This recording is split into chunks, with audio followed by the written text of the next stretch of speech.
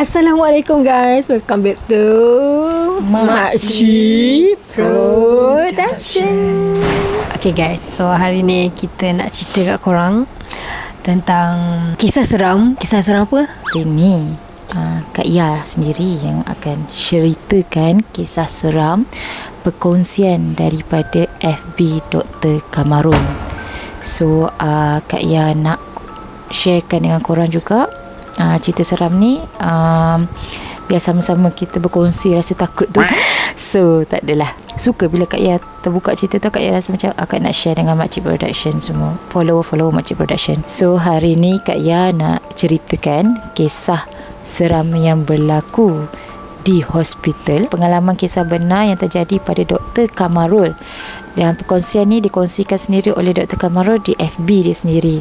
So Kak Ia nak share dengan korang lah berdasarkan cerita sebenar daripada Dr. Kamarul tadi. Kisah seram hospital lah ni. Yes, di hospital. Selalu ni kita asyik dengar cerita seram orang kata di luar hospital kan. So sekarang ni Kak Ia nak cerita pengalaman di hospital. So orang yang tak kerti nak jaga kesihatan tu, tolonglah jaga kesihatan supaya tak masuk tak payah pergi hospital lagi. Okay, so let's go.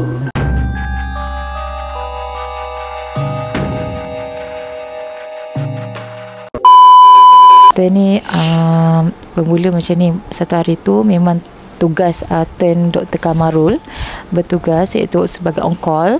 Maksudnya apa-apa terjadi pada hari tersebut, kira Dr. Kamarul ni bertanggungjawab lah. Kira dia tak boleh balik, memang kena stay dekat hospital tu.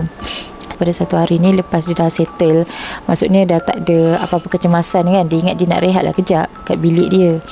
So tiba-tiba dapat panggilan, telefon dia berbunyi. So dia ingatkan, alamak, ada orang emergency ke apa benda ke ni kan, baru nak rehat semua kan. Tiba rupanya daripada kata pengawal keselamatan lah, dia call, dia bagi tahu Dr.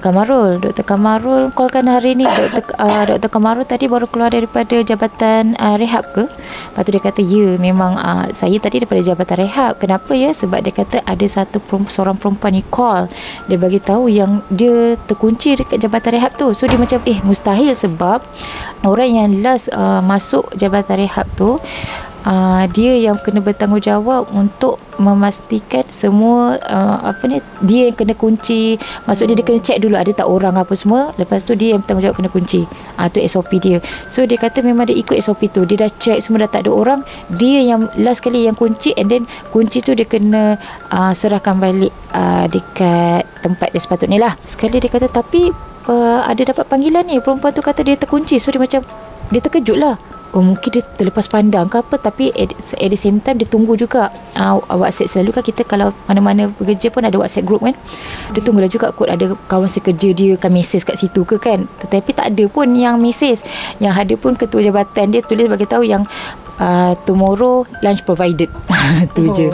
So dia macam tak ada pun apa-apa kan. So macam dia katalah, okey tak apalah, sekejap lagi saya datang kat sana, kita sama-sama lah pergi ambil kunci tu dan check kat jabatan rehab tu. Lepas tu lepas beberapa minit tu, Dr. Kamarul ni dah datang dekat tempat pengawal keselamatan tadi tu.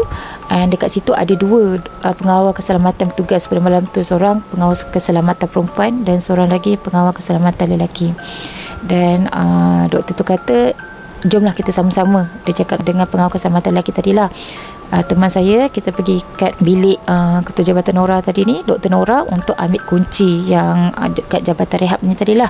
So lepas tu baru kita sama-sama pergi check kat jabatan rehab tadi. So yang bertugas dekat bilik pengawal keselamatan tu adalah pengawal keselamatan perempuan tu je lah yang tinggal. So masa diorang dah pergi on the way sama-sama pergi kat bilik ketua jabatan Nora, Dr. Nora tadi untuk ambil kunci tu, diorang pun pergilah terus sama-sama dengan pengawal keselamatan lelaki tadi tu untuk check kat jabatan rehab tadi. Cek sekali kan, kalau kat pengawal keselamatan dia ada walkie-talkie tau. Dia walkie-talkie tu kalau tiba-tiba pasangan dia kat sana macam apa tak bercakap tu, automatik kan walkie-talkie tu dia ni kan bercakap kan. So pengawal keselamatan perempuan yang dekat bilik keselamatan tadi tu, dia call, dia kata ni tadi ada perempuan tadi tu call balik. Dia kata dia dah dengar suara korang, dia ada dekat bilik sebelah yang korang berada sekarang yang dia dengar ni. So Dr. Kamarul terkejut. bilik sebelah tu adalah bilik Dr. Mus. Aku dah goosebump. Dr. Mus bilik akak ya tak ingat bilik apa kat situ, tapi dia kata Bilik orang lain lah. ada bilik Dr. Mus kat tu. Dia kata sepanjang 3 tahun dia berkhidmat dekat hospital tersebut, baru sekali dia pernah nampak Dr. Mus masuk dekat bilik tersebut. So macam mustahil lah ada orang tu kunci. Tapi bila dah dapat panggilan, dia kata dekat bilik sebelah kan, maksudnya bilik sebelah tu bilik Dr. Mus, dia pun okey tak apalah.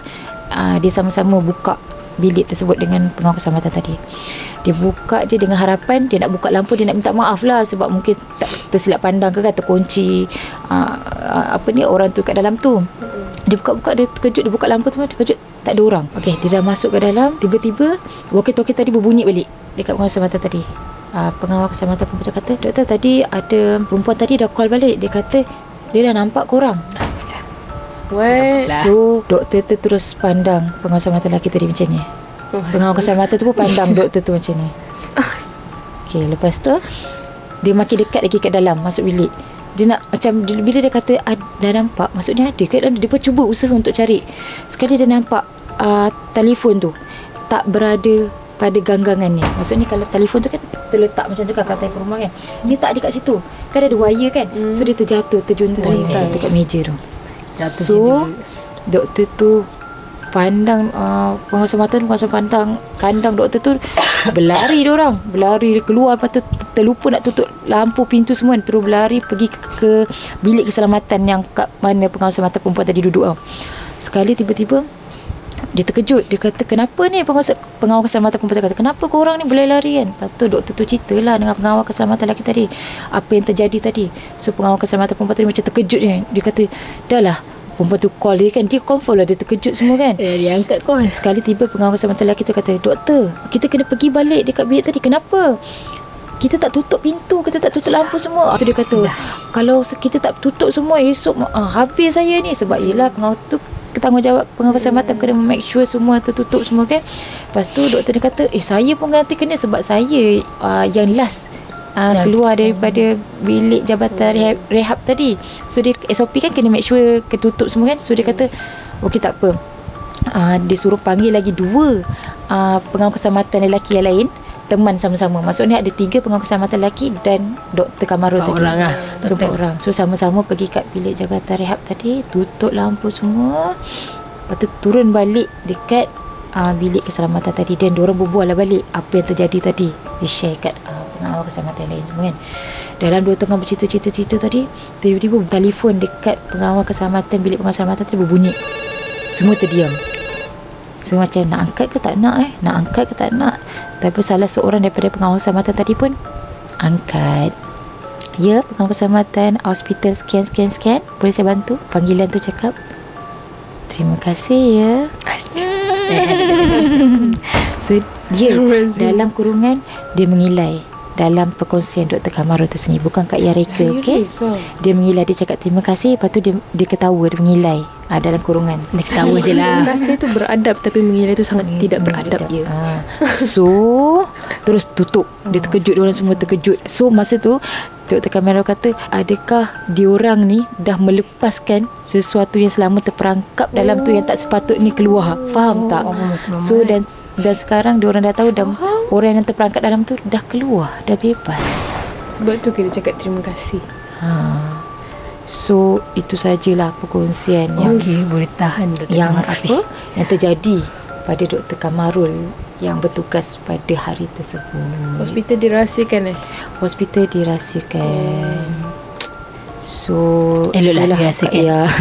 So aku tak nak pergi hospital, aku nak sihat. Tapi sebenarnya tu memang betul pun kan, hospital ni kan dengan apa orang kata macam-macam kes, dengan kat situ pun darah semua kan. So memang banyak terjadi kes-kes yang orang kata macam ni lah. halus semua ada, mesti ada.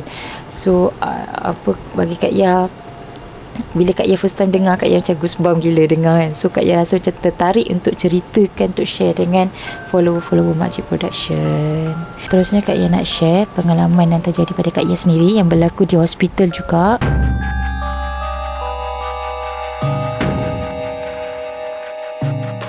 Masa tu Kak Ya jaga mak Kak Ya, mak kita orang dekat hospital di kerajaan, hospital kerajaan di Tet.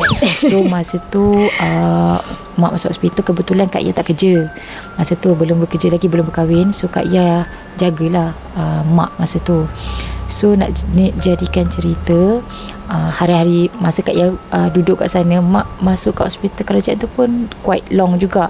Tapi hari-hari biasa ke apa, tak ada berlaku apa-apa pun, sebab Kak Ya tak turun pada waktu malam kat hospital tu. Kak Ya ada je kat sebelah mak. Tapi hari tu pula, unfortunately, I'm not a lucky person like that. Masa tu kan hospital kerajaan kan dia ada waktu-waktu melawat kan, yang boleh melawat.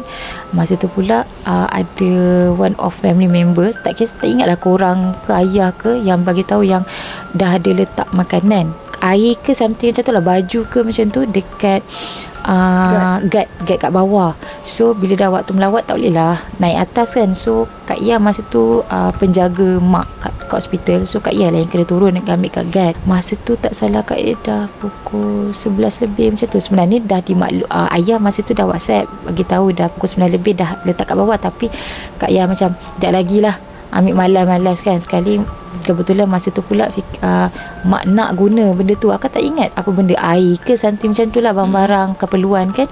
Sebab masa tu Kak Ya tak ada rasa apa-apa. Sebab masa tu Kak Ya fikir, alah kat bawah mestilah ramai orang, macam tu kan. Buat apa nak takut apa-apa kan, jap lagi lah. Sekali tiba-tiba masa tu mak nak guna barang tu, tak ingat barang keperluan diri. Kak Ya tengok masa tu dah pukul 11 lebih macam tu lah.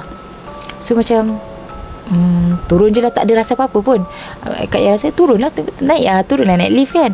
So masa tu Kak Ya ingat mak dekat tingkat 5 ke macam tu lah, 5 ke 6 ke 8 macam tu lah kan. Tinggi. Lepas tu nak turun tingkat G lah kat bawah. Dah turun, mana Kak Ya seorang tau dekat dalam lift tu. Lift seorang. Masa tu tak ada rasa takut apa-apa, turun je lah biasa kan. Sebab kat depan masih berlampu lagi lah. Buka masuk dalam lift lah besar, masuk kerajaan kan, sebab nak muatkan katil kan. Lepas tu Kak duduk seorang, duduk tu tiba-tiba turun kan, 8 7 6 5 4 3. Dia stop kat ketiga. Lepas tu gelap tau. Ya Allah. Gelap. Serius Kak cakap gelap. So Kak Ya macam, Akak ingat kan ada orang. Dia tutup. Oh, jap. What? Dia buka lah waktu tu. Dia terbuka. Dia terbuka. Tiba-tiba tiga. Lepas tu dia buka, gelap. Kak Ya macam, ada orang ke kan? Tunggulah sekali. Kak Ya tutup balik kan. Dia tutup. Akak tekan G. Dia buka balik. Tingkat 3 betul. Serius. Akak jadi macam, ya apa hal ni, apa ni kan. Sekali Akak Ya macam dah macam tutup balik. Dia tak turun ke bawah. So aku jadi macam, aku tak kira. Aku buka balik, yang buka je lift tadi tu, akak keluar kat tingkat nombor 3 tadi tu, turun naik lift. Naik tangga. Turun naik tangga. Aku keluar kat tempat tangga. Yes, aku keluar. Aku tak tahu. Masa tu aku kata, kalau aku stay dekat lift tu ni, aku macam mana ni? Buat apa kan? So apa yang aku cerita, masuk lantak, aku turun naik tangga dengan sebab pintu tu tak ada apa-apa kan. Memang gelap Dekat sebab tangga tak gelap, tapi buka pintu tu gelap. So Kak Ya turun naik tangga. Masa ni akak tak turun kat G je. Kan 3 ke G lama. Akak turun 1 tingkat kat tangga tu sebab aku buka ke tingkat 2. Masa tu dah cerah lah, tapi nasib tak ada orang. Mana kan. Sekali adalah nampak macam penjaga, aku tak tahu, tapi orang biasa lah, bukan doktor kena kan. Lalu kat situ aku pun macam, nasib ada orang. So aku tengok dia pun nak naik lift. Aku tengok, aku follow dia kat belakang. Dia pergi ke G. Aku pun sama, aku ikut G. Lepas tu turun ke G. Boleh pula. Padahal turun 1 kat tangga tu, turun 1 ada tangga je. Boleh pula. Kenapa atas dia tak boleh ke bawah? Aku jadi macam, sebab aku tengok ada orang, aku cepat ikut ke G. Cuma aku nak naik atas tu macam mana? Yang aku takut. So aku jadi macam mana ni. Aku lama juga aku kat bawah. Sekarang sampailah aku, sebab tak ada orang kan, nak naik ke bawah satu kan, nak naik ke atas balik kan. So akak jadi macam tunggu. Ajak guard dah. Akak tunggu. Tak, masa tu dia macam tak terfikir tau. Dia blank, macam mana kan. So tiba-tiba ada nurse tak salah Kak Ya nak naik. So Kak Ya pun ikut sekali, tapi tak tertanya kan dia nak naik tingkat berapa tau. Naik sekali, tapi dia naik tingkat 6 ke macam tu lah. So atas daripada kau lah. Tak, aku tingkat 8. Dia tingkat 6 je. Aku cakap, alamak, aku ada 2 tingkat lagi, macam mana ni kan. So Akak turun juga kat dia tingkat 6. So akan 2 tingkat lagi. So aku tak berani dah. Aku takut nanti tu buka lagi kan. Aku tunggu orang. Tak, aku tunggu orang. Aku tunggu kat situ. Bila nurse tu keluar tingkat 6, adalah beberapa orang, kebanyakan penjaga kat situ dia orang tak tidur kat sebelah pesakit. Dia orang tidur kat luar-luar tepi-tepi tu. So tu kat yang keluar, ada orang. Sebab tingkat 3 tadi gelap tak ada orang. So macam tingkat 2 tu lagi lah tak ada orang tidur-tidur, tapi nasib ada orang. Mungkin dia pun baru nak balik ke, akak tak tahu. Akak untuk follow dia kat bawah kan. So tingkat 6 tu ada orang. Akak tunggu kat situ. So akak tak berani lagi. Ada orang pergi kat lift, aku tak tahu dia nak turun ke naik. Sekali tengok dia naik. Dia naik tingkat 8 sama Kak Ya ke tingkat 7 macam tu. Tapi Kak Ya berani kat, tak apa, 1 tingkat je kan. Akak Ya naik juga sampai alhamdulillah terus ke tingkat 8. Start tu aku kata aku tak akan lagi turun naik lift malam-malam. So kalau nak ambil barang ke apa, biarlah esok pagi pun tak apa. Sebab bila pagi petang, bila pagi kan ramai orang, tak ada rasa takut tu yang aku rasa aku tak pernah cerita dengan orang kan. Benda tu yang sampai sekarang aku teringat. Aku nak tanya, sebenarnya tingkat 3 tu dah tingkat apa? Aku tak tahu, aku tak pernah tanya. Aku tu aku nak tanya tadi, aku tak pernah tanya. Kenapa gelap? Aku terfikir kenapa gelap. Lepas tu dia bukanlah gelap gelita apa, tapi macam dia tutup lampu, tak ada orang. Tingkat-tingkat lain ada, walaupun terbuka, tapi walaupun tak ada orang, tapi lampu terbuka. So Kak Ya jadi macam sampai sekarang sebenarnya Kak Ya kadang-kadang Kak terfikir kenapa tiba-tiba dia stop. Kalau nak fikir positif, sebab rosak kat situ kot. Tapi dia bermain balik, tapi aku pergi tingkat 2 tadi kenapa ni kan, kenapa gelap tu bilik apa, tak tahu. So aku macam tiba-tiba untuk cerita pada hari ni, kisah hospital berlaku seram di hospital tu yang Kak Ya macam teringat untuk share. Betul. Tapi tak salah, hospital tu adalah hospital yang lama. Yes, tu ada hospital yang lama.